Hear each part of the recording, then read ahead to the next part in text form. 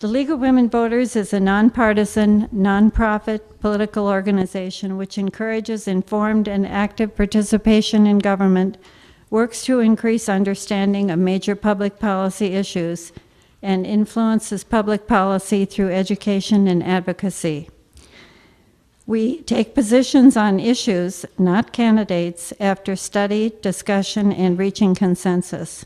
Our next public event will be a holiday luncheon on December 3rd with Speaker Barry Bradford at Froggy's in Highwood, and we invite all of you to come. And now I'm very happy to introduce today's moderator, Joy Guscott-Mueller. Joy is an attorney practicing in Lake Forest and Chicago, and the League's program co-chairman. Gravelly throat. Where's Joy? Here.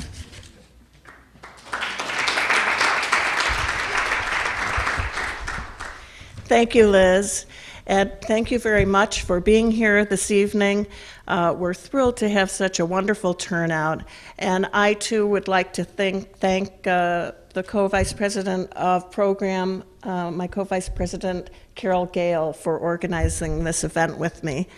And I'm grateful to our panelists who will be speaking this evening on this very important subject. Liz has given you all the reasons why we're having a program on this subject. I think we can all agree that a watchful eye on campaign finance is essential to maintaining a healthy democracy. And so I too am grateful for the fact that you are interested in this subject and that our speakers are willing to contribute their time. Let me just educate you, if you haven't been to our programs before.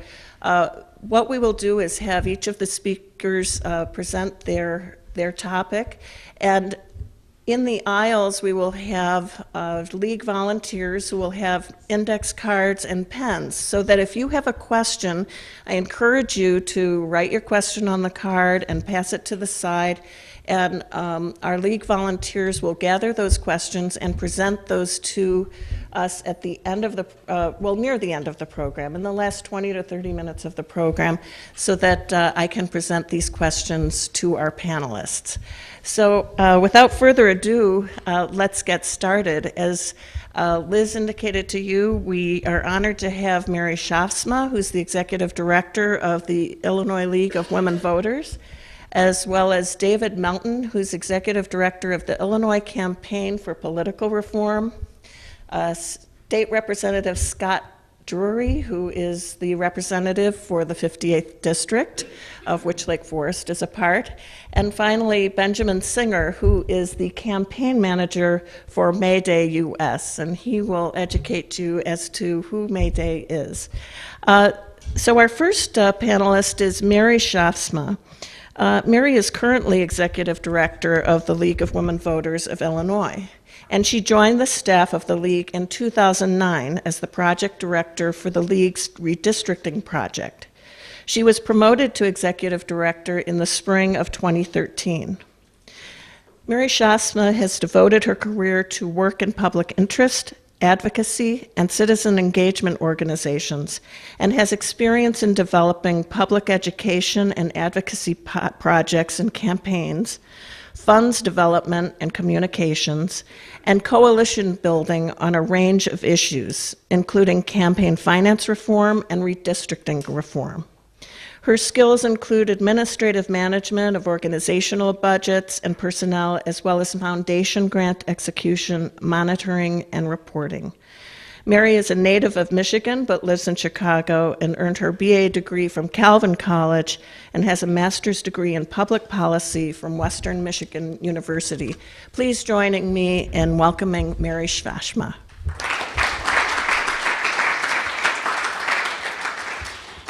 Thanks, Elizabeth. I know Joy as Elizabeth, so when I heard her name mentioned by someone, it was like I thought maybe it was her sister or her mother. Then she clarified it for me, so I know what that is now.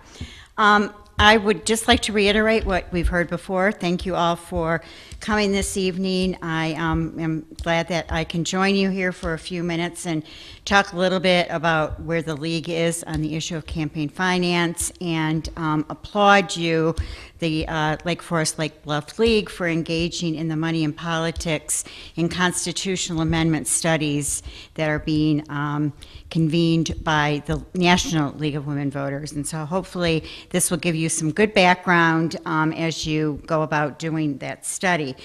Liz really oriented us to the fact that the League is a nonpartisan organization.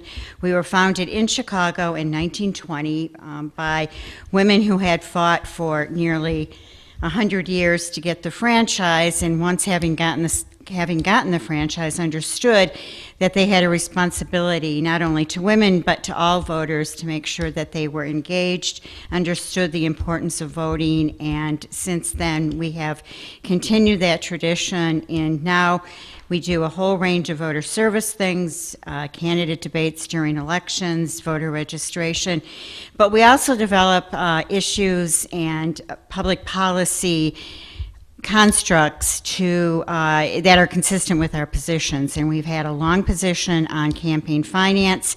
In fact, I think the League has probably been involved in most efforts to reform the way campaign finance is conducted, all the way from the Tillman Act in 1907 to the Bipartisan Act, more commonly known as McCain-Feingold, and much of the impact of those pieces of legislation have now been undermined by Citizens United, which you will hear more from my colleague David Melton, who has spent a lot of time talking about it.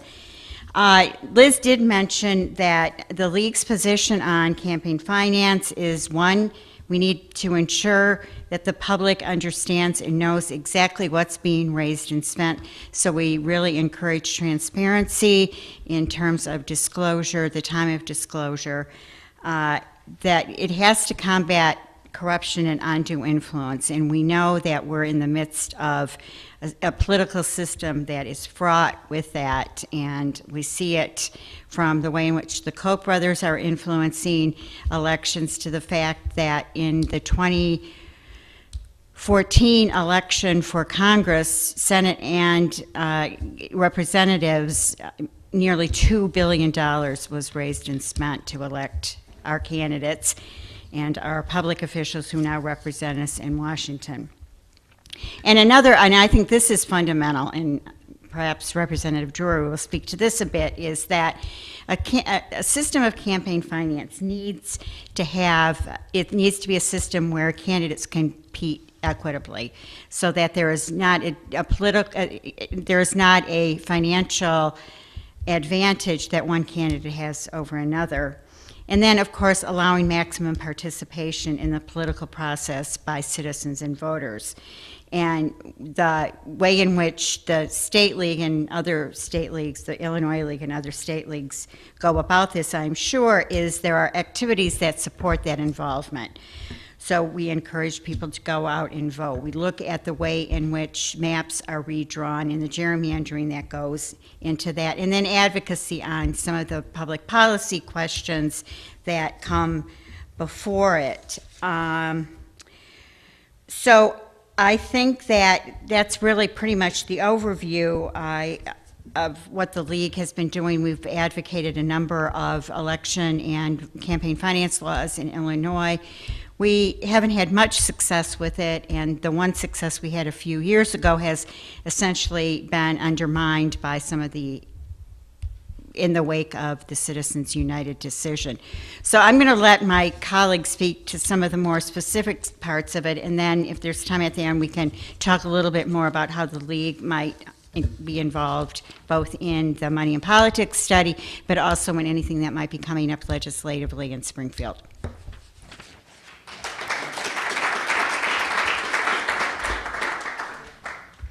Thank you, Mary.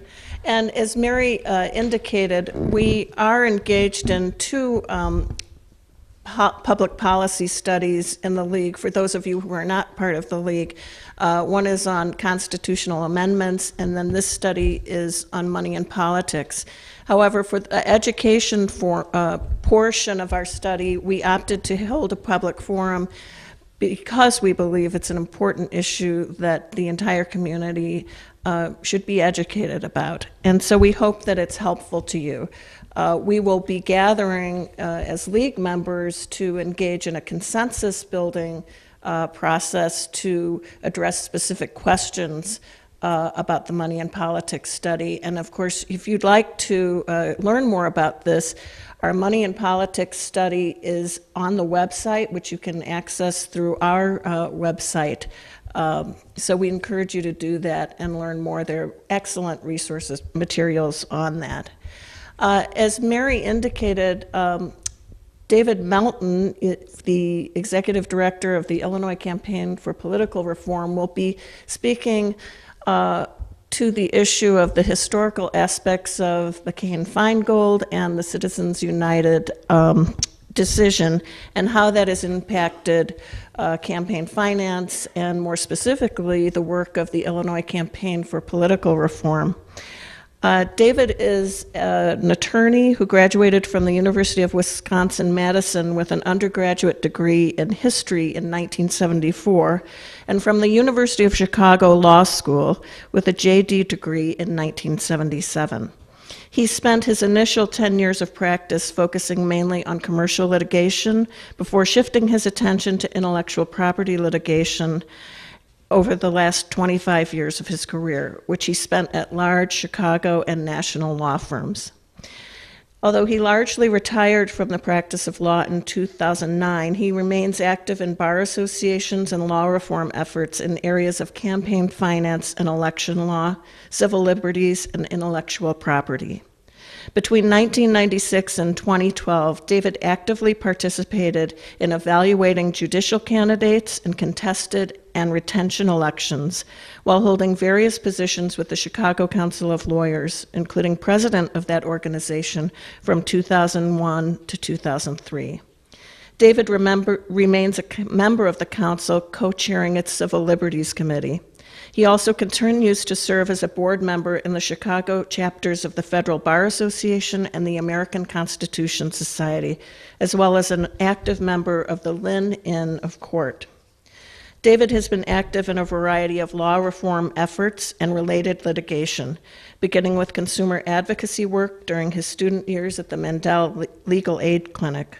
Later efforts included the litigation in the mid-1990s to force the state of Illinois to comply with the provisions of the federal motor voter legislation, thus making it easier for citizens to vote. For the past year and a half, David has been a member of a team of lawyers representing 3 amicus organizations assisting in defending the constitutionality of the Illinois campaign finance limits in litigation in the federal courts in Chicago. In May 2013, David joined the board of the Illinois Campaign for Political Reform, and in July 2013, he assumed the position of executive director. Since that time, he has worked with the ICPR board and its chairperson, former state Senator Susan Garrett, to restructure the organization and to head its efforts to promote the adoption of small donor matching systems to finance local elections in Illinois. He also speaks to local groups about campaign finance in the United States and the need for fundamental reform to reduce the impact of large donors and special interest money in our election system.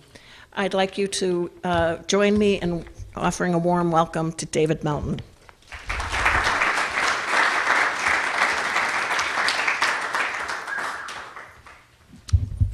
Thank you very much, Joy. And thank you to you, Liz, and to Carol, and to my fellow panelists, and thank you, all of you for coming. This is a very important issue, I think, and delighted that you're taking an interest in it, because it is, while important, it is also a complex and sometimes confusing area, which you hear a lot of different things said, not all of them truthful. So the first thing I need to do is send the regards of Susan Garrett, who is the chair of our organization, and who made it quite clear that I had to say that up front here before I started. So I've checked that off. Now let's talk a little bit about our democracy. I think it's important that we start this discussion by remembering that the point of the American Revolution was to replace a system in which a king, one individual, was the absolute power, and we replaced that by saying sovereignty really resides in majority of the people who are the citizens, who are the voters. And we said that majority should rule in that in our country, and we have an idealized system of how that should work. While a majority rules, of course, there are lots of protections built into our system to make sure that the rights of minorities are protected and that the rights to oppose the government are protected. And we also have built into our Constitution something very important I'm going to come back to later, which is the notion of checks and balances. In my view, this is the essence, this is the most fundamental part of our Constitution, is a notion that our founders said, we know ancient history. They knew Roman history and ancient history very well, and they knew the history of the Roman Empire. And they said, we have to prevent undue concentrations of power. That's why they created a system of checks and balances that we find in our Constitution. So if the power would be distributed, there would be checks and balances on all sides so that one place or one person would not unduly come to concentrate that power. The problem with our current system is we increasingly seem to be coming to a belief as a public that we are getting away from those ideals, that power is coming to be concentrated unduly in the hands of some very rich people, and not only economic power, but political power as well. And a lot of this has to do with the way we finance our campaigns. There is actually a widespread perception, and I think probably a number of people in this room probably share it. Recent polls show that about 80 to 90% of the American public believe that the corrupting power of money in politics is a serious issue that should be addressed. Unfortunately, roughly the same percentage of people believe that there is no good solution, no way to get money out of politics. And as we'll hear in a little while, that's where we really need to educate the public, because in fact, there are solutions, notwithstanding the fact that campaigns do inevitably cost money, and notwithstanding the fact that we have a 5-member majority on the current Supreme Court that is a little insensitive to the problems of concentration of power, in my view. So I wanted to start with 5 to 7 minutes just sort of on the history of campaign finance and how we got to McCain-Feingold and what it did. And then 5 to 7 minutes on Citizens United, because there's a lot of things said about that, and I think people need a clearer understanding of exactly what that decision did and did not do. And then I'll spend the last 5 to 7 minutes on what the possibilities are for fixing the system that we need to do a much better job of educating the public on and actually starting to implement around the country at the state, local, and federal level. So let's start with the history of campaign finance. The founders did not foresee really our party system, and they did not see the need that would grow for campaign finance funds. But that quickly became apparent in the early 19th century, and a system quickly developed by which candidates developed a system for financing their campaigns, because they did cost money. And the system they developed during the 19th century was a system that involved what we call spoils and assessment. They would hand out public jobs, and in return for handing out those public jobs, they would get political support. One form of support would be campaign workers, the kinds of political machines that we're familiar with that lasted even into this century, particularly in the Chicago area, where you give a person a public job, and in return for that, they go out and they be a poll worker for you, they support you politically, and so on. But the other part of the system that existed in the 19th century was a system called assessments, and what these were essentially kickbacks. In exchange for getting that public job, not only did you have to politically do work for the politician, but you also had to kick back part of your federal salary to the politician, a percentage, 5%, whatever percentage it was. And that was the money they used to fund their campaigns.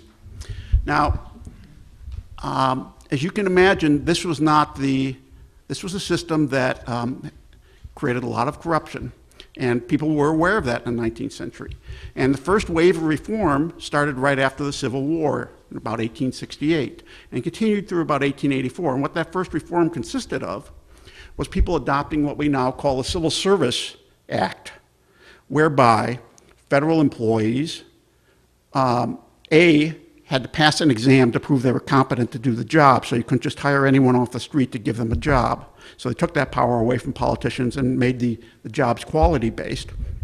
They also prohibited federal employees from being involved in political activities. And this reform, there were a series of acts adopted, culminating in the Pendleton Act in 1884, and this reform actually worked quite well in stopping the system of assessments, the system of kickbacks from federal employees to politicians. So politicians then, in response to that first wave of reform, had to find a new way to finance their campaigns. Fortunately for them, America was just getting seriously into the Industrial Revolution in the last half of the 19th century, and there were lots of big fortunes being created, with powerful corporations being created, monopolies being created, and lots of large individual fortunes being created, what we call the first Gilded Age toward the end of the 19th century. You had railroads, you had steel companies, you had the oil companies under the Rockefellers, and so on. People began to get concerned, as the American economy was undergoing that transformation, about undue concentrations of power. They were particularly concerned about undue concentrations of economic power, but they were also concerned about those undue concentrations of economic power extending into the political sphere. So as part of the wave of reforms, you had things like the antitrust acts that were passed in the 1890s and the early 1900s to bar basically the undue concentration of economic power. But at the same time, as part of that same wave, you had the second wave of campaign finance reform passed in this country. That started, as Mary mentioned, with the Tillman Act, which was an absolute prohibition on corporations contributing to political campaigns. And the rationale was corporations are artificial creatures of the state, made to gather wealth. They're not voters, and they shouldn't participate in the political system. So that was an early judgment that was made during this second wave of reform. As part of that second wave of reform, the Congress also adopted a series of 3 different acts, starting in 1910 and continuing through 1925. And those series of acts actually created something that's similar to the system that we currently know. They created expenditure limits, they created contribution limits, they created disclosure requirements, and they imposed all these things on federal candidates. The problem was they didn't create an enforcement mechanism, and as a result, the laws did not get enforced.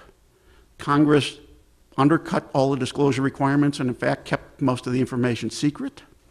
And people developed loopholes and easy ways around the limits provisions, and there was no one there to challenge them or enforce those limits provisions. So they became very easy to get around. And that situation continued until we got up to the 1960s. In the 1960s, we have a new element added to campaigns, and that's television. The thing about television is when it gets added to the campaigns, particularly at the national level, it greatly increases the cost of political campaigns and the money flowing into campaigns and the money necessary to run an effective campaign. And it leads to a lot of public concern again. And some of you may recall that after the 1968 presidential election, there was a book called The Selling of the President, where it talked about how the president had been marketed as a commodity. And people began to get concerned about the extent to which the money was affecting the process. And so starting in 1971, Congress adopted a series of 4 different acts over the course of the 1970s. And those 4 acts were also heavily influenced by the Watergate scandal, which occurred in the early 70s. Because the Watergate scandal really grew out of a campaign finance scandal. Maurice Stans had a slush fund of cash from a large contributor that he kept in his office, in his safe, and he used it to pay things like the Watergate plumbers, who were trying to eavesdrop on the Democratic Party. So in this series of acts in the 1970s, Congress created the current federal campaign finance reform system. So before I get too far ahead, though, I don't want to leave you hanging. This was one of the representations. I find political cartoons are a good summary. And this was one of the representations of the things that led to that second wave of reform in the late 1800s and early 1900s, when you had people having the perception that the monopolies controlled the Senate. And that's one reason we went to a popular election of senators versus the state legislatures picking them. And we did other types of progressive reforms in the 1910s and 1920s, including giving women the vote. All right, so we get up to the 1970s and we have these reforms. What did they do? Basically, again, Congress adopted more robust disclosure requirements. And so the disclosures actually went up tenfold about how much money was actually being contributed and spent in campaigns, federal campaigns.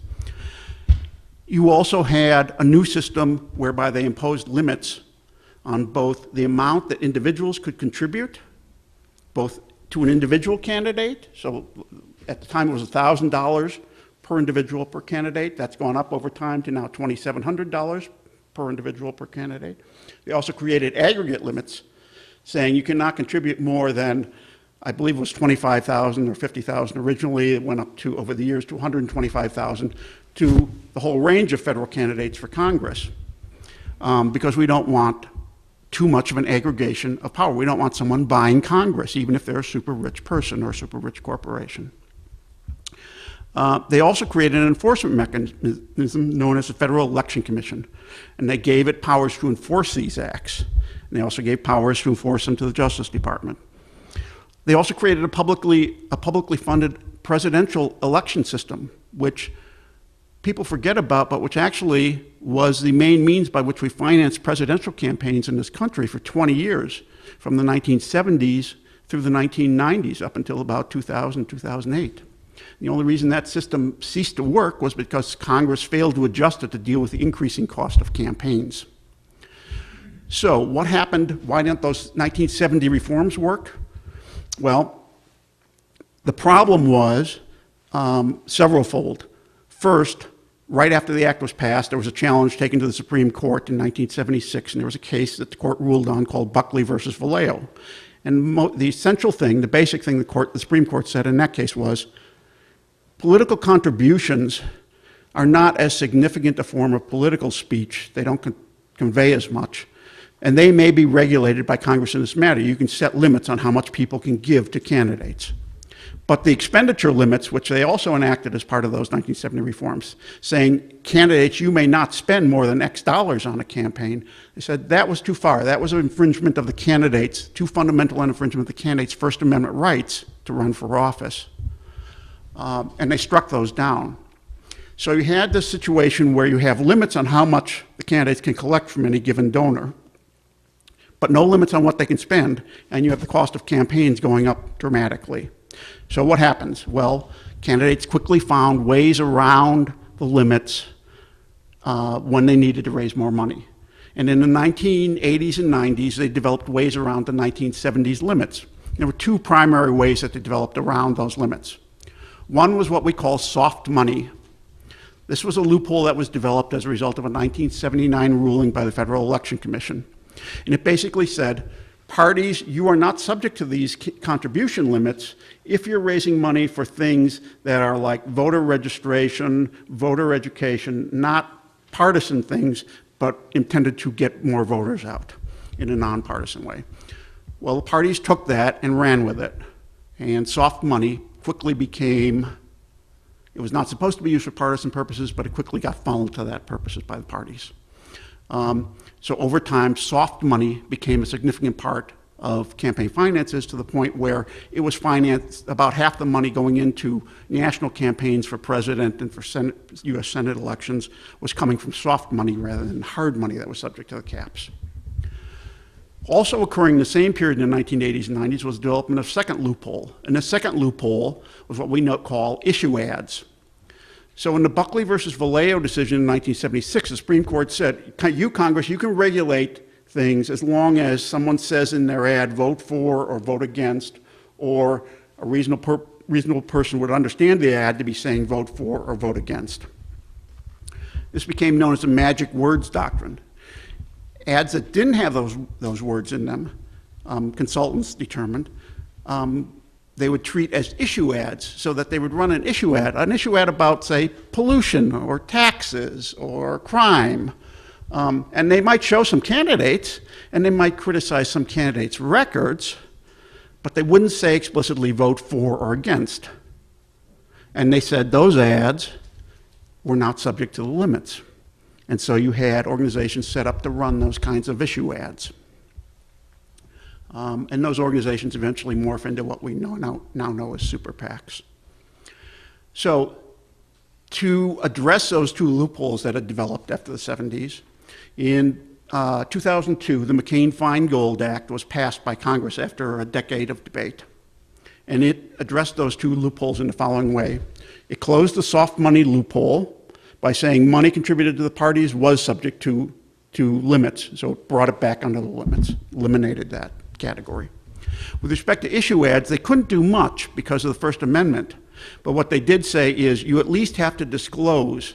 I don't care if you're saying vote for or against, even if you call it just an issue ad on pollution or crime or something else, if you run it in the period 30 days prior to a primary election or 60 days prior to a general election, we're going to call that an electioneering ad, regardless of whether you say vote for or against anybody. And you have to at least disclose what you're spending on that so we know what's going on there and who you are so we know who's spending that money. So they created those disclosure requirements. They did some other things in that act as well, but those were the two main things that the McCain-Feingold Act did. There was a challenge again quickly taken up to the Supreme Court, and the Supreme Court upheld the constitutionality of basically the McCain-Feingold Act in 2003 and 2004 in a case known as the McConnell case. What happens then? Then we get a change in the court. How do I advance the slides? Do I have a clicker? Thank you. So this, as I said, was one of the things that led to the second wave of reform in the 1890s to 1920s, and this is another cartoon from that period with John D. Rockefeller looking at the, I guess it's the White House, and saying, what a funny little government. And that brings us now to the current system that we have, which I'm going to talk about a little bit about how we got there. So during the George Bush administration, between 2000 and 2008, several Supreme Court appointments were made. And George Bush appointed the current Supreme Court Chief Justice, Justice Roberts, and he also appointed Justice Alito to replace Justices Rehnquist and O'Connor on the court. With those changes in votes, the court took on a much more hostile attitude toward campaign finance laws. And beginning with a case called the Wisconsin Right to Life case, they sent signals that that they had constitutional questions about the legitimacy of much of the campaign finance laws that were adopted in the 1970s. And eventually, in 2010, we get the Citizens United case. Now, what is that case all about? Well, let me remind you of a couple things that people forget about when they talk about it, because it's become sort of a symbolic decision at this point. First, the basic facts in that case were as follows. There was a movie made that was very negative, an anti-Hillary Clinton movie made by people on the Republican side. And they wanted to show it, and they wanted to show it during this electioneering period prior to the election, but they didn't want to disclose their donors. So the case originally went up through the courts with a question about whether or not federal statutes applied to this movie or not, and whether or not the disclosure requirements under the federal statutes applied to this movie or not. But a strange thing happened when the case got to the Supreme Court. The case was argued initially, and then, in a very unusual move, the court said, that's all well and good, but we want you to address an additional issue. And the court asked for additional briefs and had a second argument in the case, in which it said, we want you to address the question of whether independent expenditures by corporations can be constitutionally restricted. And not surprisingly, when the court came around to decide that case, they decided by a 5-4 decision that it was not constitutional for that Congress could not regulate independent expenditures by corporations or others, that was basically opened the door, along with a couple of other decisions from the conservative DC circuit, to what we now call super PACs. It basically said, if you are genuinely an independent, in other words, you're not coordinating with a candidate, you can raise and spend whatever money you want without being subject to the limits. That's your First Amendment right. And this was a sort of novel interpretation of the First Amendment, using it to justify something that a lot of us think is somewhat standing the First Amendment on its head, but that's what the court did. And by basing its decision on a constitutional provision, it did several things. Number one, it prevented Congress from having the power to go back and say, well, Supreme Court, we don't think you got it right, and changing the legislation. If they just made it as a statutory interpretation case, Congress could have always changed the statute to correct things. But they didn't do that. By doing it on a constitutional basis, they precluded Congress from being able to come back in and change their ruling. The second thing basing it on a constitutional provision did was it meant it not only eliminated the ability of the federal Congress to regulate federal elections, but it eliminated the ability of state legislators to regulate state elections on this score. That's why we've seen this explosion of money that was already happening. I mean, things were not great before Citizens United, but Citizens United acted as a catalyst to greatly expand and encourage the inflow of money. And what the Citizens United court said was, if these expenditures are genuinely independent, then corporations have a right to express their opinions, as long as they're not coordinating with the candidate. They have a right under the First Amendment to do that. Now, the problem I have with that analysis by the court is that it ignores a second rationale for campaign finance reform. They said the only permissible state interest that permits you to regulate campaign contributions at all is to prevent fraud, to prevent what they called quid pro quo fraud, which is basically bribery. You're entitled to prevent people from directly bribing legislators. That's the only reason, they said, the only legitimate justification for campaign finance limits. What they ignored was they ignored basically a century of cases that said a second legitimate state interest for campaign finance reform was to limit the undue aggregation of power by the wealthy and by special interests. They said that was not a legitimate state interest. And so on that basis, they said, they also jumped to the conclusion that corporations had First Amendment rights even though they're not voters. That was the basis. They then took that decision, they extended it even further in 2014 in the McCutcheon case, where they struck down the aggregate federal limits, the aggregate limits on what any rich person or corporation can contribute to multiple campaigns. And said, well, you don't have a legitimate interest in regulating that because that doesn't prevent fraud. It only prevents rich people from exercising their First Amendment rights.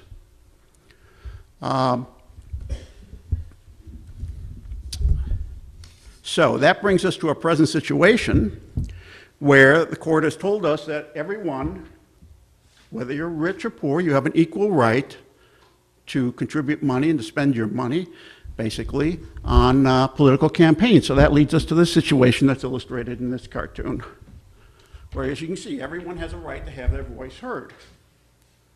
But some of the voices may be a little more influential than others when they're accompanied by large checks.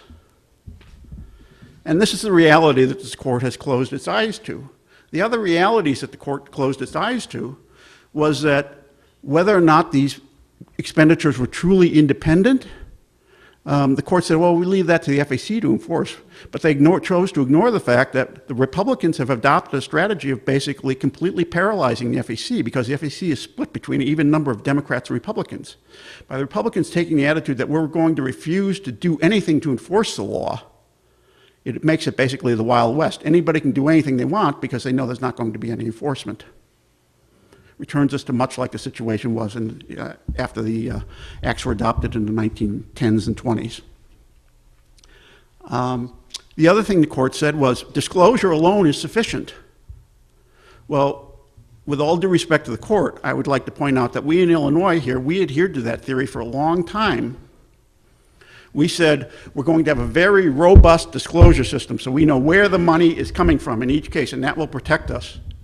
And what that led to was we eventually became one of the remaining 2 or 3 states that still had a disclosure-only philosophy as opposed to a campaign finance limits philosophy.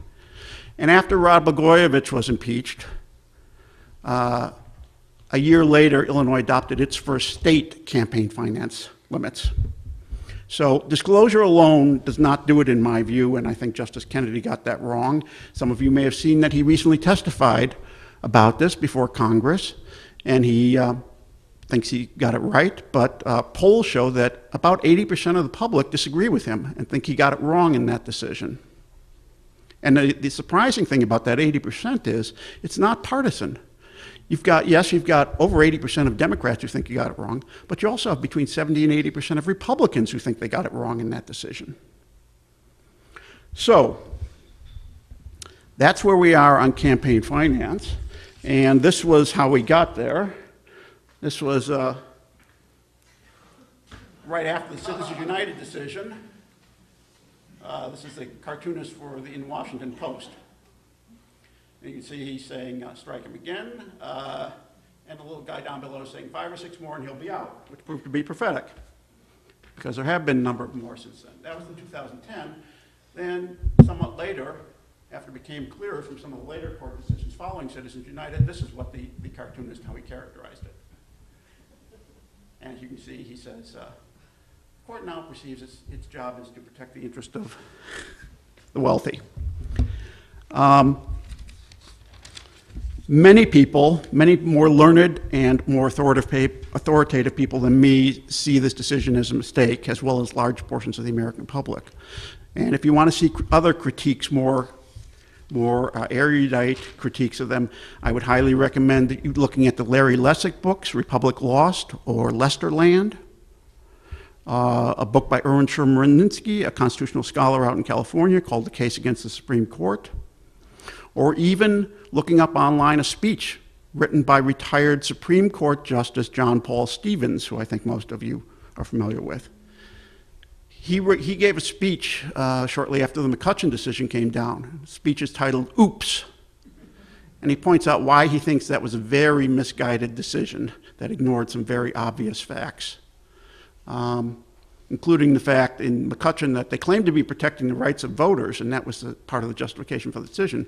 But the truth was, McCutcheon and other people who were subject to the aggregate limits, you're really talking about their right to contribute candidates that they can't even vote for, because they've already maxed out to the candidates they are qualified to vote for. They're giving to people in other parts of the country and other jurisdictions. So I would recommend those things if you want to see more critiques of the Citizens United decision. Now, let me try and finish up quickly with what can we do to solve these problems? Is there anything we can do besides amend the Constitution to overturn the Citizens United decision? I think amending the Constitution is a fine idea, and I think the court got it wrong, and that they drew the line in the wrong place about the extent to which the legislature may permissibly regulate campaign finance, both at the federal and state level. But amending the Constitution is a very heavy lift, as we all know, for a very good reason. It's one of the restrictions on majority control to assure that the minority's rights are protected.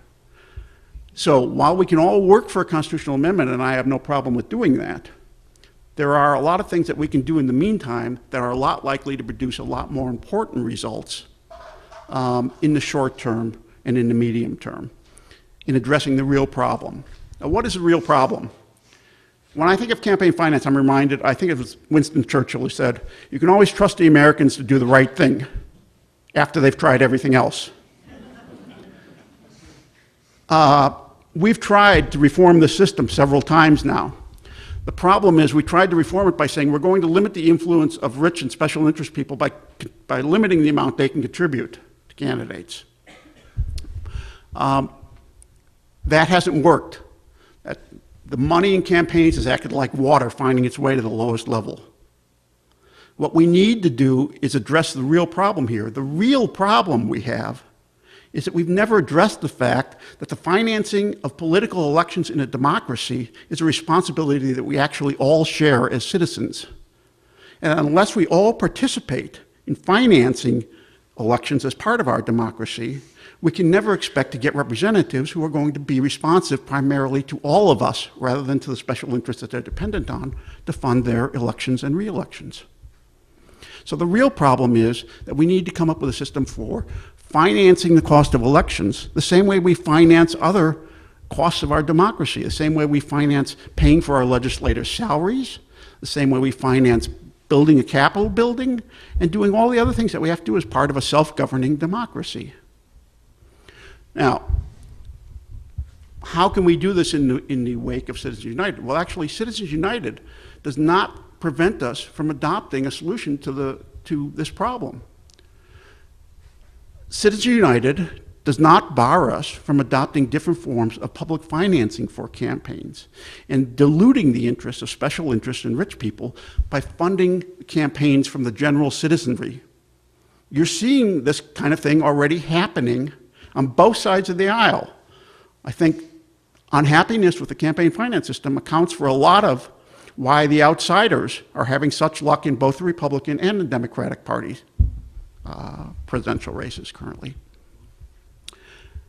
Now, I know when I say public financing, I know that's not the politically correct term because everybody immediately thinks, I don't want to waste our money on that. And they also think that's way too expensive. So let me address those points. Let me first talk about what are the options on public financing and why do we think there's any reason to believe that they might work. I'm going to talk about 3 different varieties of public financing. All 3 of these have been tried or are being tried around the country, and generally with success.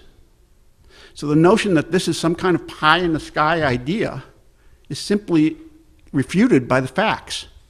Public financing systems have worked and are continuing to work in various places in the country. They worked fine for 20 years for financing our presidential elections. Ronald Reagan got elected using public funds. He only attended 7 fundraisers during his second campaign, as opposed to the 300 that Barack Obama's had to attend. So, let me talk about the 3 varieties of public financing. Number 1 are what we call clean money systems. These are systems like the presidential system and like a system that exists in Maine, which the voters in Maine just approved reforms to last week during the election. This is a system where you give a block grant essentially to a candidate. You say you agree by accepting these public funds that that's all the money you'll spend on your campaign and you will not go out and raise additional money from rich people or special interests. The beauty of all these public financing schemes is they all get around most of the problems created by the Citizens United ruling because they are all what we call opt-in systems. We're not imposing limits on the candidates unilaterally, so we're not violating their First Amendment rights. What we are saying to them is, if you want to voluntarily participate in a public financing system and get public funds that you can use in your campaign, these are the conditions you have to agree to. And then you can impose those conditions on them that you could not otherwise unilaterally impose on them through legislation. So that's the beauty of the voluntary opt-in public financing systems. So the first variety of this is the clean money system like we've seen in presidential and Maine elections. The second variety are what we call voucher or tax rebate systems. One of these systems has been used successfully in Minnesota for partial financing for elections, where the state gives tax rebates to people for small amounts of political contributions. So that anybody on either side of the aisle who wants to contribute to a candidate can get some money back, basically, in the form of a tax rebate, and essentially a form of public financing. This type of system was also just approved by a majority of the voters in Seattle last week. And Seattle has adopted this type of plan. And there have been other successful examples of voucher or tax rebate systems. Now, what's the third variety of public financing systems? The third variety is what we call small donor matching systems. This happens to be my personal favorite and one my organization is trying to push. And it involves a system in which you do the following. You say to candidates, you go out and you raise small contributions. Now you can raise whatever contributions you want, but we'll match the first $100 or $150 of each contribution. And under most of these systems, they get matched at a multiple to make it worth a politician's while, basically. So, for instance, this system has been used very successfully in New York City to finance their municipal elections. It was created in the late 80s after a scandal there. And it is used in most of the city council and mayoral elections in the city of New York, which is not a small jurisdiction. And it's worked very successfully with most of the candidates participating. The interesting thing is, in this use of this system in New York City, it has also created some case histories which demonstrate that people who use this system have to worry less about money being the deciding factor in a race. There have been races where some politicians have decided not to participate. They've outspent their opponents greatly, but the smaller spending candidate still managed to win. So they prove that if you give a candidate enough money to run an effective campaign, not necessarily enough money to run the most expensive campaign, but enough to run an effective campaign, they can still have a good chance of winning. The other things these systems do is they create much more voter engagement at both the voter level, because once you contribute a small amount of money to a candidate, basically the research is that you tend to pay more interest to that, more attention to that race and get more personally involved in it. It also lowers the barriers to entry and results in a more diverse set of candidates. And that's been one of the side benefits of that, and there have been some studies from the Brennan Center documenting that advantage. The other advantage with a small donor matching system is you're forcing each candidate to prove that they are in fact a serious candidate. Until they collect a certain number of small donations, they don't qualify for public funds. So we're not giving money to the wingnuts who don't actually have any public support. And finally, you're reducing the instances in which you have uncontested elections or other things where you would have to claim back block grants or other monies under the other system. So it makes it a more efficient system to operate and cheaper. So why haven't we, and it's not only New York City that's adopted these, this has been adopted by many of the largest cities in the country, Los Angeles, Houston, San Francisco, many others. So why haven't we gone to these systems? Well, actually there are proposals to go to small donor matching systems at the federal level for congressional elections, at the state level, and at the local level. The problem is the ones at the federal level have gone no place. They've been introduced in Congress as an act that's been introduced by Representative Sarbanes called the Government by the People Act. And he's got about 140 co-sponsors, but he's gotten no traction on the Republican side of the aisle.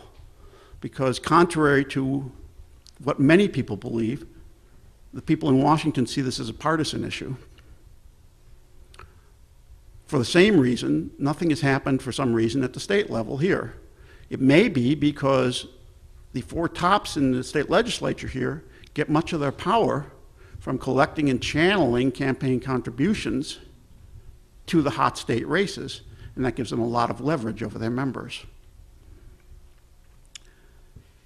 At the local level, we haven't tried this here in Illinois, but our organization would like us to try it here in Illinois. We've drafted a model statute that could be used by localities such as home rule cities or home rule counties in adopting a small donor matching system, and we also have prepared related legal explanatory notes that go with it. And we're currently trying to push adoption of it in the city of Chicago, where Common Cause is spearheading that effort. And we're spearheading efforts in Evanston and in Oak Park to try and get them to seriously consider adopting this type of a small donor matching statute, basically to demonstrate that it works.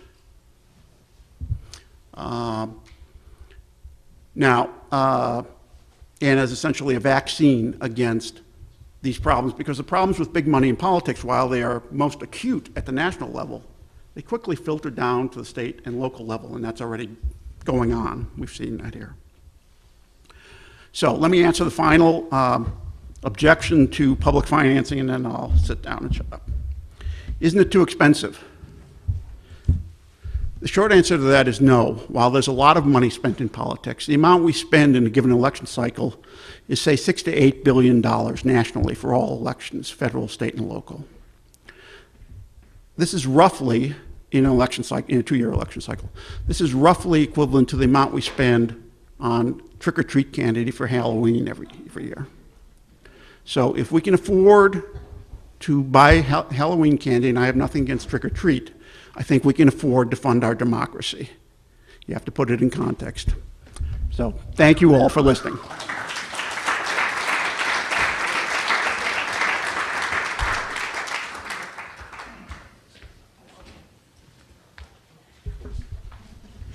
Thank you, David, very much for that excellent presentation. I didn't know that about the trick-or-treat candy. It puts it in a whole new light. While Scott is setting up his PowerPoint, because I think we're switching PowerPoints, yeah.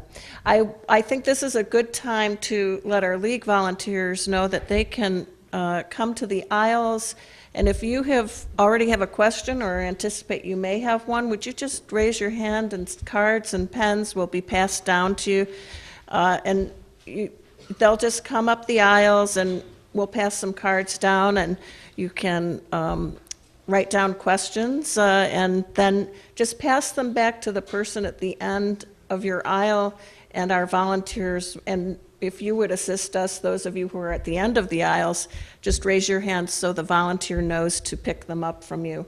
And we can collect those to ask questions at the end of the program. So our next speaker is State Representative Scott Drury. And many of us in this room are familiar with him because he is our current state representative. And the league thought it would be a good idea to, given what's been going on in Springfield, to have a person who served both as a candidate and a representative to not only talk about things that are going on in the state government, but also what their experience is as one who governs and one who runs in this political campaign finance environment. Scott Drury is currently serving his second term as state representative for Illinois' 58th district. Scott is recognized as a leading advocate in the General Assembly for restoring the public's trust in Illinois government in his short time in the General Assembly. He has proved himself to be an effective legislator responsible for enactment of various laws that others have recognized as setting the standard for which other states strive.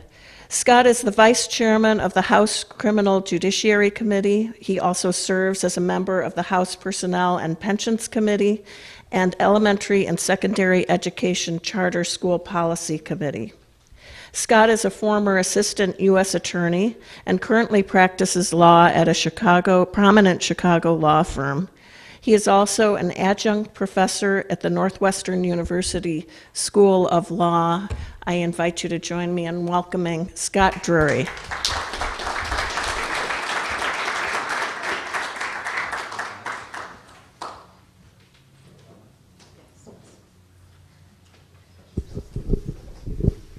Hi, good evening, everybody. First of all, I want to thank the first two speakers. That was fascinating, David. The history of campaign finance just as a foundation for all of us. For me, I found it immensely interesting and informative, and so hopefully everybody else did.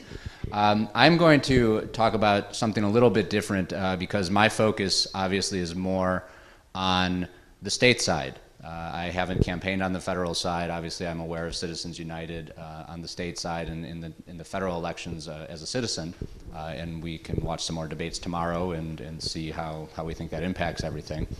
But I want to talk about my experiences with campaign finance, answer some questions that I get all the time these days because of the impasse in Illinois. I'm always asked, what is the big problem and why can't you fix it? And I want to talk a little bit about that and answer that question through my comments tonight.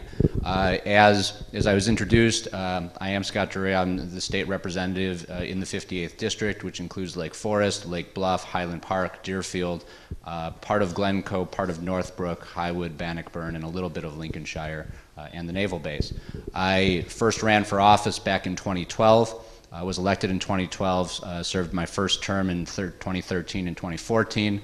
I had the pleasure of being reelected, and I'm in the middle of my second term right now, and as soon as I woke up from winning that election, it seems that I'm running for another election, which people can talk about term limits. That'll be our next forum.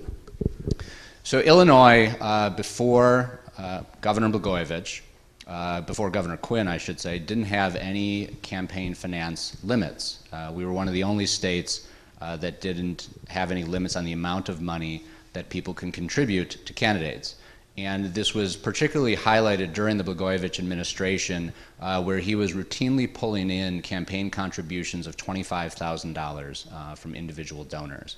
And that caused a lot of concern once people found out what was going on with Governor Blagojevich and how people were serving on boards and commissions and the contributions that they were making. And it convinced people that Illinois was for sale. That for a price, maybe it was $25,000, maybe it was $10,000, maybe it was $5,000, but for a price, you could buy your way into Illinois government, and for a big price, you could be one of the governor's biggest advisors. And obviously, it didn't work out well for Governor Blagojevich, didn't work out well for Illinois, and Governor Quinn came in. And Governor Quinn, largely known as a reformer, came in and he said, I am going to appoint what he called the Reform Commission. And the Reform Commission, at the time I was still at the U.S. Attorney's Office. I had worked on parts of the Blagojevich case, prosecuted some people in his administration. There were some of my colleagues who were former colleagues at that point, Patrick Collins and David Hoffman, and a group of other very high-profile people, the Willis family, the father who was involved in the Governor Ryan case. He was on the board, on the Reform Commission, and they were given a task. They were given 100 days to reform Illinois government. 100 days. And they came in like a ball of fire. I don't know if David was involved with that. That was before my time, but I've seen the reports. Yeah, so I've seen them. We'll talk a little bit about it. But they came in and they wrote a manual basically on what needs to happen to reform Illinois government. And the manual sits on my shelf in Springfield, in my Springfield office. It sits on my shelf in my home office, and it sits on my shelf in my Highwood office. Because after they did the 100-day report, most of it sat on a shelf. And one of the main things, the primary thing that Patrick Collins, and he was the prosecutor, for those of you who don't recall him, he was the prosecutor primarily responsible for the Governor Ryan prosecution. He was convinced, and the commission was convinced, that Illinois needed strong campaign finance reform, that the system in Illinois was so broken that government was for sale, and they came up with a lot of proposals to limit that.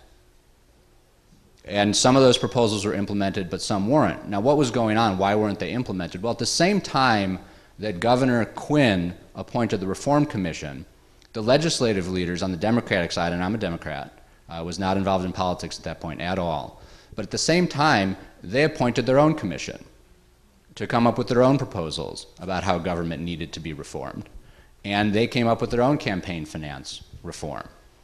And what my former colleagues and some other people on the Reform Commission quickly learned was that commission controlled the legislature. And they were able to get their legislation through, and it wasn't the ideas that were being proposed by Patrick Collins and David Hoffman and this commission. And so the reform was sold as reform. Back in 2009, 2010, we got campaign finance reform. We had all sorts of reforms, but it wasn't the commission's proposals. Those proposals were largely buried. And what I learned after I got elected in 2013, I remember I had a conversation. It was a snowy day in February, and I was sitting in a part of the Capitol where people help write the legislation. After you come up with the ideas, they got to turn it into the proper format and barcode it. I was talking with somebody, and he was walking out of his office, and he kind of mumbled under his breath. He said, "I'm not a former federal prosecutor like you. I just worked at the AG's office." And I had never met him before, and I said, "Well, how did you know that?" And he said, "Well, everybody knows that because everybody wonders if you're just going to be like Patrick Collins and David Hoffman." And I said, well, what does that mean? He said, well, they came and they were only here for 100 days, so they knew they could wait them out. Right? You just need to wait 100 days and they're going to go away. You're here for 2 years. And after that, you might be here for 2 more years and 2 more years. And so a lot of people, they didn't leave a good feeling because they came in and the belief was, whether true or not, I haven't spoken to either one about them, but the belief in Springfield was they thought that everybody in Springfield was corrupt.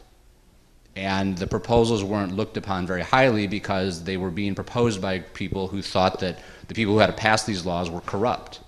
And so there was this tension.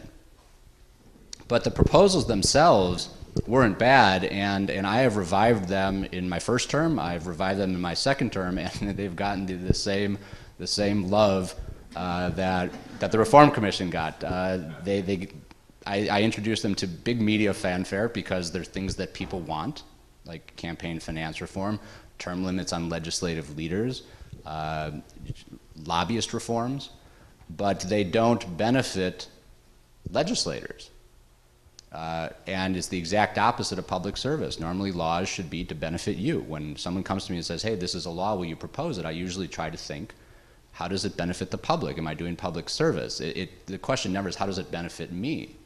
But when you talk about campaign finance and you talk about any sort of ethics reform, unfortunately, the first question many legislators ask is, how does that benefit me? Oh, it doesn't? Well, then we're not going to do that. So when you look at Illinois' campaign finance reform, what they introduced back in 2009, 2010, one of the big debates was, what are the campaign limits going to be on individuals? And this isn't the soft money, this isn't super PACs, this is actual money that candidates are raising from donors and through other political channels. And so the big debate was, who can raise it, how much you can raise from individual entities.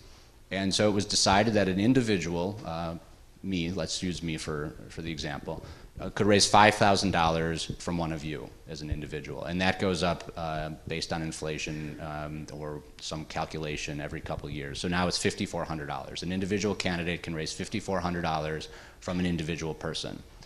That number increases when you get to corporations, when you we'll talk about corporations, I think it's $10,000, and when you get to PACs, and this isn't these super PACs of dark money, it's just an organization that forms a political action committee, they can give about $50,000. Again, the numbers change based on inflation. But there was one thing in there, and this was a big, big debate, was how much could legislative leaders give? So, and how much can Mike Madigan give to his candidates? How much could John Cullerton give? How much can Christine Radonio give? How much could Tom Cross give at the time, now Jim Durkin? What were they allowed to give? And the proposal from the Reform Commission was to restrict that number similar to the numbers that I was just saying. But let me read to you from the law. And so I pulled the law up today, and it says this. During an election cycle, a candidate political committee, so that would be my committee, it's Friends of Scott Drury, which is basically the entity that is responsible for the campaign, may not accept contributions with an aggregate value over the following. And then it says for an individual, $5,000 from any individual, $10,000 from a corporation, $50,000 from a candidate political committee or a political action committee, like I just told you. And then the next sentence reads, a candidate political committee may accept contributions in any amount from a political party committee. And when you read what a political party committee is, that's the party, that's the committee of the party. So it would be the House Republican organization, it would be the Democratic Party of Illinois, that you could accept as much as they're willing to give you, unless it's a primary. And then in a primary, because it's the party against the party, they still can give a lot of money, but it's just not as much as they want to give. So I get asked a lot, Scott, you're pretty independent. You seem to have taken some stances against the party. I don't view it that way. I try to make my decisions based on policy, but largely people view them as you've stood up to the Speaker of the House. Why aren't there more people like you? And how can we change that? And I say this, find me a candidate or someone in the General Assembly who meets who has these traits. One, they want to win, but if they don't win, they'll be okay. They have another career, they had another career, they can go back to it. so that they can land on their feet. And or two, that they can finance themselves without the party, or at least finance themselves enough to fight the fight, to know that they're not going to be crushed. And write down those names, Republican or Democrat. And I challenge you all to go home tonight and do that if you're really bored. And you don't find it because most of the candidates in Illinois are largely financed through the parties, through that unlimited contribution amount. So when it comes time to take a vote, there's going to be some self-service of what happens if I do wrong. Am I not going to be the candidate that gets the money next time? Is someone going to run somebody against me? And it's the opposite again of public service. You know, public service isn't about whether I win the next election. Certainly I'm competitive and I'd like to win the next election, but I also would like to do the right thing for the public. And I'm a firm believer if you do the right thing for the public will reward you by reelecting you. And I don't think that in Illinois we could have major change when power is concentrated financially in one entity. It's really hard to do that. So I actually have been in touch with Reform Commission members in the last few weeks. Actually, when I found out about this forum, it re-energized me. And we're working on introducing for the 2016 session, which we'll be back down there in January, some campaign finance reform that will have these ideas in there. You know, are they going to go anywhere? I don't know, because all of these proposals, the first stop they go to are the legislative leaders, and they have to decide whether it moves on for any debate. And the only way that changes, and that's not unique to Illinois. You know, that happens in Congress, it happens in states. Legislative leaders can control the flow of legislation. But the way it picks up steam is, one, you keep introducing it. People say, Scott, why do you keep introducing all this legislation? It doesn't get passed. And I say, because I am a firm believer that at some point in time, there will be another scandal in Illinois. And I don't, and people laugh, but you laugh, but kind of like, yeah. It will happen, and the legislation will be there. I mean, I hope to pass it before then, but it'll be there. And people will say, well, why haven't we fixed this? What can we do? And I'll say, you know, we could do this, and maybe it will pass. But it also takes going to forums like this and having the public educated on why it matters so much. If the candidate, without taking money from the party, can raise money at $5,000 a crack, $5,000, and that's a lot of money. But it's a lot of people that you need to raise that money from, and if it's 50 or 100, or it's Bernie Sanders, I was watching Larry David imitate him on Saturday Night Live. If we're raising pennies from vacuum cleaners, we want your vacuum penny cleaner, your vacuum cleaner pennies. It's a lot of pennies to compete with a fundraising entity that can give unlimited amounts of money. So I think that is one reason that you don't see a whole lot of people standing up on either side of the aisle, because now with Governor Rauner in power, as much as he berates Mike Madigan, he's consolidating power in the Republican Party because he has, I think, like $45 or $50 million in various PACs. And so now his members look at that and say, if I don't do the right thing, he may run somebody against me. And no, this doesn't need to be said. There's no overt threats, right? But no one needs to say, if you do this, this will happen, or if you don't do this, this will happen. People know, or they assume that, and that's actually the power, is the fear. So now we have a system, and people say, Illinois, we haven't had gridlock like this ever. Well, we've become more like federal government this year because we now have two sides that are becoming more consolidated at the top. And when you have two sides that are consolidated at the top, then you really don't have a democracy anymore. Your representatives aren't necessarily representing all of you, or if we were in a different community, your community, they're representing the belief of the few people at the top. And that makes people feel disenfranchised. And the question is when do you feel disenfranchised enough that you want change?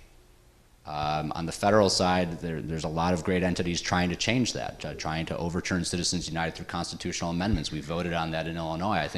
I don't know how many states are there. I know Benjamin will be able to tell us maybe how many states have passed the resolution, but it's a big haul to change the U.S. Constitution. So, but it takes people getting involved in coming to things like this. There's one other thing I want to talk about, which is also, is how campaign money can be spent and why that matters. Because as a state representative, we get paid about $65,000 a year. It's considered a part-time job, some consider it a full-time job, but that is our salary. And then we raise money into our campaign accounts for political purposes. But when you look at people's disclosures, and this is not mine. Okay, this is not Scott. This is not Friends of Scott Drury. We were pulling up some people's reports just to give you examples of how campaign finance could interact with decision making, possibly. And what you'll see is that some candidates use the campaign funds in legal ways. The law says that you could lease your car with your campaign money. So we have this example here, and this is from a report that was just filed September 30th, that shows that with the person's campaign funds, he or she is leasing a car for, looks like $746 a month, $747 a month. So the campaign funds that he's raising from you or from the party or wherever it's coming from is paying for this individual's car. And then it's also paying for the car's tires. When you look at the bottom, there's a $600 expenditure for the tires. And in between, it's paying for some travel, $800 in tickets to American Airlines, and it's also paying for a lot of food. And we didn't pull them up, it's also paying for the gas for the car, it's paying for more meals. And the reason I pulled this up is because I think people need to understand that if your salary is $65,000, that's fine. And if you raise money to campaign and do political ads, that's fine. But when all of a sudden the political money starts becoming part of your life, that I need to raise money so I can keep my car, or I need a new car, well, then I need to really raise that money. And it's not money to get reelected, it's money to have the lifestyle that I live. And, and I don't know what kind of car this is, but you become dependent on your donors. And then your donors, it becomes almost like your salary. You're not living on $65,000 a year now. Now your salary might be $75 or $85 or $95, but if that money goes away, then it's like you've had a demotion. And when you look at how decisions are made, and I'm not saying that anybody has done anything wrong, I'm just talking about human nature. You get used to a certain thing, and if it's going to get taken away from you, you're going to fight to keep it. And our laws in Illinois, and probably in other states, allow this. I mean, it's disclosed, right? It's right there. David was talking about campaign disclosure. You can all pull this up tonight. I mean, it's right there. But who's really reading this? Who's watching this? And so we need to have laws that change this. What can campaign finance be used for? But not only that, again, going back to what David was saying, you also need to have an enforcement mechanism. These reports get filed, but Illinois doesn't have the resources to really have, and we have our own Illinois Election Commission, Illinois State Board of Elections. But they've admitted, they admitted when the Reform Commission was doing its reforms, we don't have enough money to enforce this. We need a funding mechanism. If you're going to do all of this and it's going to matter, then we need more people. But there's never been the funding for it. So the reports get filed, they get filed electronically. If someone files a complaint, they'll look into it. But there's very little policing of them going through these and saying, this is wrong, this is wrong, this is wrong, you're going to be fined. So we have this whole disclosure system, but it's being disclosed basically into a black hole. And that's just the reality of it. So, I don't have any grand answers. I more wanted to raise the issues, and hopefully there'll be questions. I'm happy to answer them. But if we really want to change Illinois government, and I think if we really want to get past this budget standstill and we don't want to have it again, we need to have campaign finance reform. You want to have elections where candidates can be more independent, feel they can be more independent, and don't become dependent on single entities. Every system you come up with is going to have its problems, and every system you come up with, unfortunately, I think people are going to find a way to get around. I mean, that was the history that we learned there. It is water just running down a hill, and it's going to find its way to the bottom. But it doesn't mean you don't try. It doesn't mean you don't put the best reforms you can put into place. And it certainly means that you can't give up. So I appreciate you being such an attentive audience, and hopefully we'll have some good conversation after Benjamin's done. Thank Thank you, Scott, for your excellent presentation. Really provided a unique perspective, and we appreciate you being here. While Benjamin is setting up his PowerPoint, I just want to reiterate that our volunteers have cards. If you have questions that you want to write down, just raise your hand, and they will get those to you, and we'll present those at the end of the program. Thank you. Thank you, Anne. And thank you to all our volunteers who are assisting us this evening, both with collecting questions and registration. We appreciate you being here tonight. Benjamin D. Singer is originally a public interest communicator. Benjamin served as a consultant for successful U.S. Senate races. He grew frustrated as candidates, donors, and citizens all dislike the corrupt campaign finance system that blocks public policy reform. So Singer left partisan politics to manage the grassroots legislative campaign that made Illinois the 14th state to call for a constitutional amendment with bipartisan sponsorship and support. Benjamin believes his Jewish upbringing contributed to his commitment to working for the public interest. Please join me in welcoming Benjamin Singer.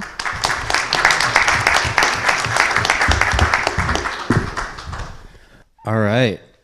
Thank you so much. I have to say, back from the beginning of this program, that the democracy movement is a people's movement, and everyone is encouraged to wear jeans. I would also say, just as, what good is the Bible without the newspaper? I'd say, what good is the newspaper without your Bible or your values from a different source? So thank you all for being here. This is an incredible turnout. I'm going to try to be quick so that we can get to the conversation portion of the evening.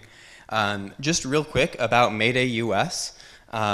We are a nonpartisan, grassroots electoral organization, and we support candidates who believe that big money from special interests controls our policies, and that we need to pass some form of citizen-funded elections, including the three models David outlined, in order to take back our country from big money special interests. We were founded by a Democratic Harvard Law professor, Lawrence Lessig, who wrote a couple of the books David mentioned, as well as Republican political consultant Mark McKinnon, who was an advisor to George W. Bush.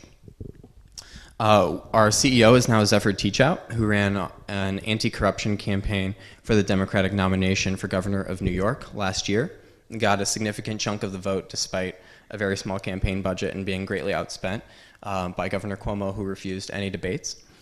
And is the author of Corruption in America, which makes a great case and kind of entertaining and compelling that, it's called Corruption in America, from Benjamin Franklin's snuff box to Citizens United, and makes the case that the Supreme Court's current interpretation of corruption is much more narrow than our founders intended. And I think after reading even the introduction of that book, it's pretty clear that that's the case.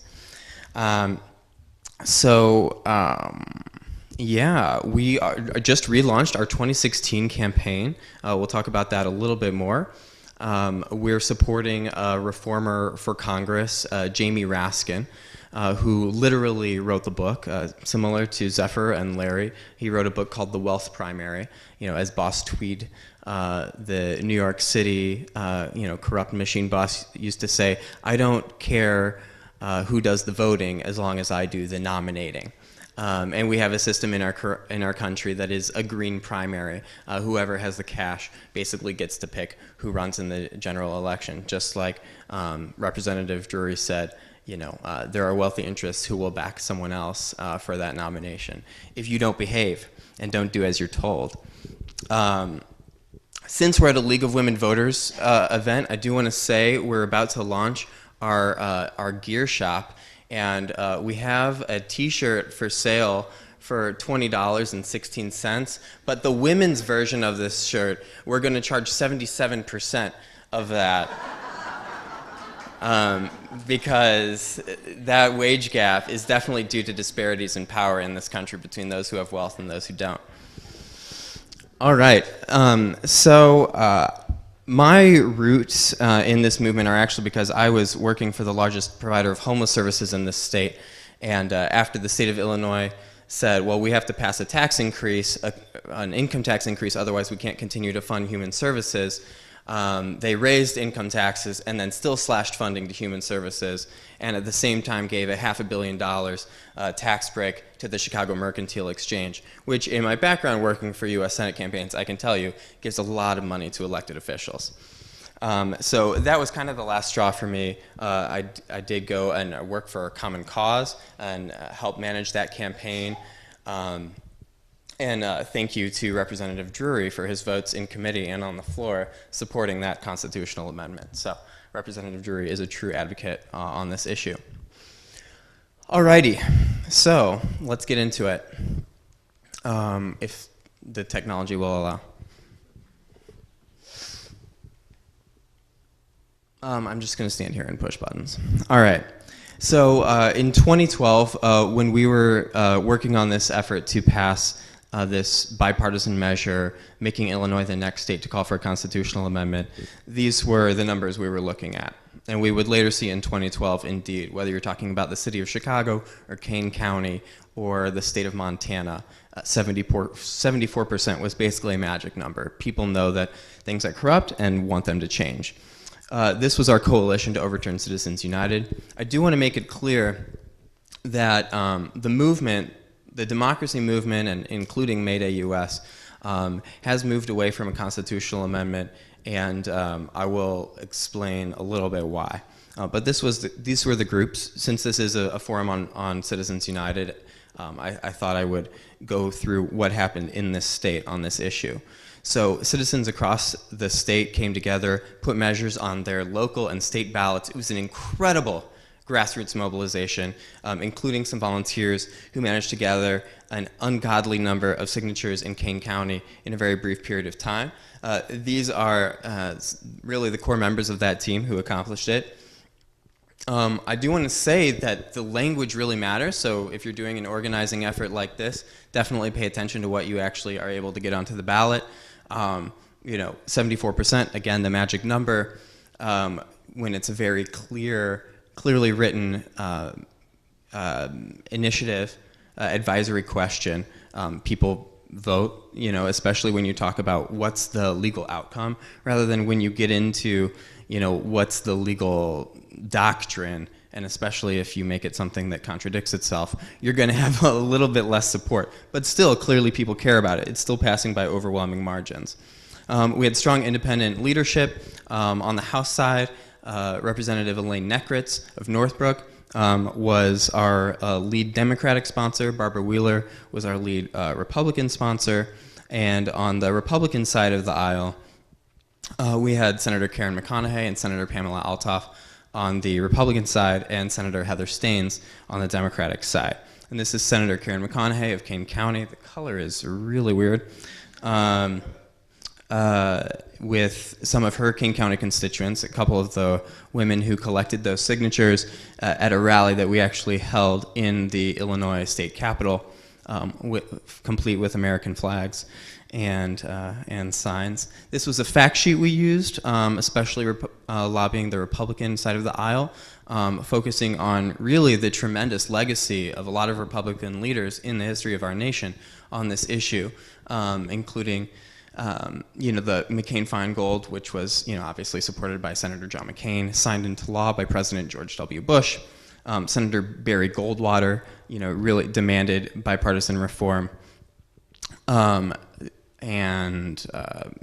Simpson of Wyoming. It's really, and there were many state laws, including the Montana Corrupt Practices Act, which were overturned, which were invalidated by the Supreme Court. We had overwhelming passage in both houses, some great media coverage, and it was an incredible experience, truly grassroots, truly bipartisan. The people of Illinois were able to speak clearly. So that was great. It was a symbolic victory. It made Illinois the 14th state. I believe 3 more actually have now joined since I believe we're at 17 states. Is that right, David? Some of them were on the ballot. Some of them were legislative, the way we did it. Some of them were letters just signed by a majority of legislators. But ultimately, that's where we are. And it's kind of stalled there. It is a very difficult process. It was important to build that symbolic momentum. It's certainly important to continue it. May Day supports, we are not opposed to a constitutional amendment, but as David pointed out, there are solutions that we can actually put into place that are working, such as in New York City. And in fact, as we all know, and as David pointed out, before Citizens United, or it's not like our government was squeaky clean, and it's not like it was responsive to the people. This is the way we lay out the problem. Members of Congress have to spend over half their time raising money, leaving very little time for the work of the people or for talking to regular people. Other public officials are in the same position as Representative Drury laid out. If you look at different levels of government, it's always the same. In the presidential election, we have 400 families contributing about half the money to the election because they're able to donate millions of dollars at a time to these super PACs. Even if you look at the very local level of government, in Chicago, you have about a third of the money that candidates for city council, for aldermen, are coming from the real estate industry, because obviously the real estate industry is greatly affected by regulations and zoning laws that are passed at the local level. So we actually saw that, you see that same number in New York. We recently shot a video with a bunch of city council members in New York, as well as with Zephyr, who ran for governor there. And they said that 30% of the money before they passed their reform into place was coming from the real estate industry. And now 5% of the money is coming from the real estate industry. Obviously, everyone should have a voice, but they should have a voice in proportion with their population in the city. And so that's much closer to reality now. And so laws such as those regulating lead poisoning and the amount of leads that you would find in buildings that were causing huge public health epidemics in New York were bottled up in committee for decades. Children were dying and being cognitively impaired by lead poisoning. And nothing was being done because the real estate industry controlled city government. Well, that law has changed, as well as many others. So back to the problem. Obviously, we have a government dependent on interests that don't represent America, and a recent Princeton and Northwestern study actually found that statistically 90% of the public has no impact on public policy whatsoever. And that was a comprehensive survey of all the laws passed by the federal government in the last 30 years. Oh, meanwhile, yeah, very shocking. Meanwhile, they found that well-organized, well-funded interests had about a 30% correlation with the laws they favored getting passed. So some people are being represented. All right, so we actually recently ran a poll, and I was asked to share these results. We ran a national and presidential poll of almost 3,000 likely voters for the respective presidential elections. And so we found that Republicans and Democrats both agree there's a problem. As you can see, over 90% to the question, or to the statement that special interest money has too much influence in American political campaigns. And over 80% on both sides of the aisle that the system for funding elections needs fundamental reform. Great. So we agree on the problem, and we broke it down. This was something we've done that no one else has done. We broke it down by who they were supporting for president. And we can see that no matter who they're supporting on either side of the aisle, whether it's establishment voters for Jeb Bush or outsiders for Carson and Trump, same on the Democratic side, Hillary Clinton, Lawrence Lessig, Bernie Sanders. Obviously, Lawrence Lessig recently folded his campaign for president. No surprise that 100% of his supporters agree. Special interest money has too much influence in campaigns. All right, so the solution. As David said, the problem isn't actually, even though we all think of it this way, that there's too much money in politics. It's who that money is coming from, right? If everyone contributed the amount we spend on Halloween candy, we'd have roughly equal accountability in government. We just need to change where it's coming from. And so there is simple legislation to encourage small donor funding of elections, what we often call citizen-funded elections, or what some people call public financing of elections. So we just need to elect more reformers. Now, May Day was founded to elect candidates to Congress. We're actually going to start getting involved in state and local elections too. You can tell your colleagues. There is a solution that's working. I'm not sure I'm actually going to be able to show this video. We might give it a try. This is the first cut, it's very rough, of the 4-minute video we shot in New York. Congressman Aaron Schock is resigning from Congress. A former Louisiana congressman was convicted of taking hundreds of thousands of dollars in bribes. These groups, which operate outside of the official presidential campaigns, have raised more than $258 million this year. If money corrupts the process and you have to get money, then you're being corrupted by the process.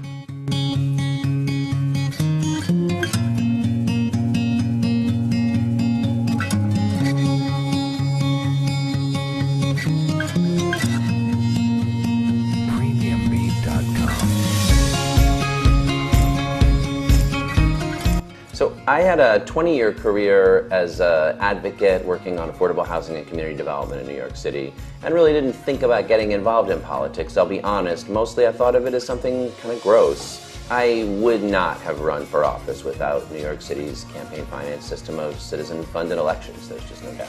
So one of the great things about the Campaign Finance Board is that if a New Yorker gives money, they get matched 6-1, up to $175 per individual.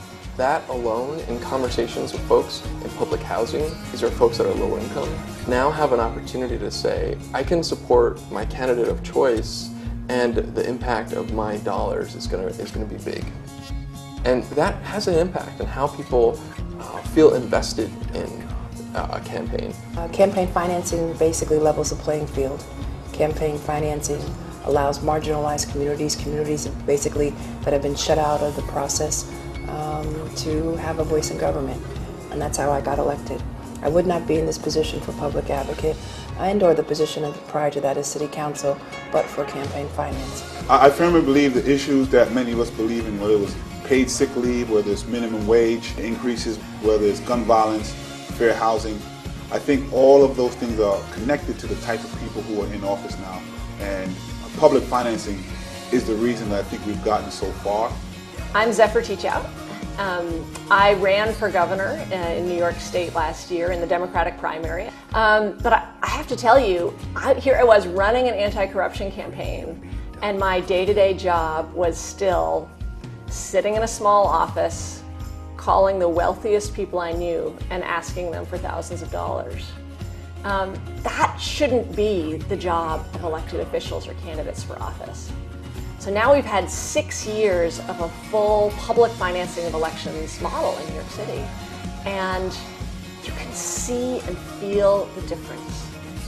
If you go and see who is in city council now, it's a city council made of young people who 20 years ago wouldn't have even thought that they could enter politics, thought that was just for another kind of person, the well-connected machine person. It allows me to be who my people want me to be. I do almost anything I want in the city council, and I fight for things that I really care about, that are principled, things that I said I was going to do.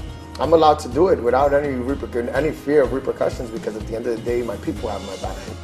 And if we want actually a truly open, public, 21st century debate about the real issues facing us, we need an open, public, 21st century election model. And public financing of elections is the way that we create that openness.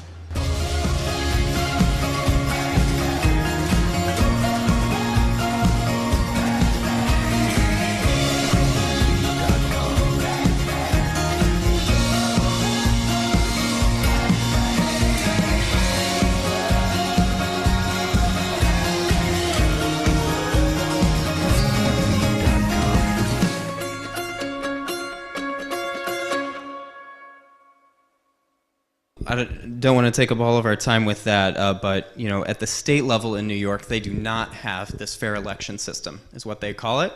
And if you look at a map of where contributions are coming from and how many citizens are contributing, it's incredible because, you know, city politics is not covered nearly as much by the media, probably in any market, and yet you see far more citizens participating and contributing at the city level because they feel that their contribution and their involvement makes a difference because it is matched 6 to 1 from public financing. So a $10 contribution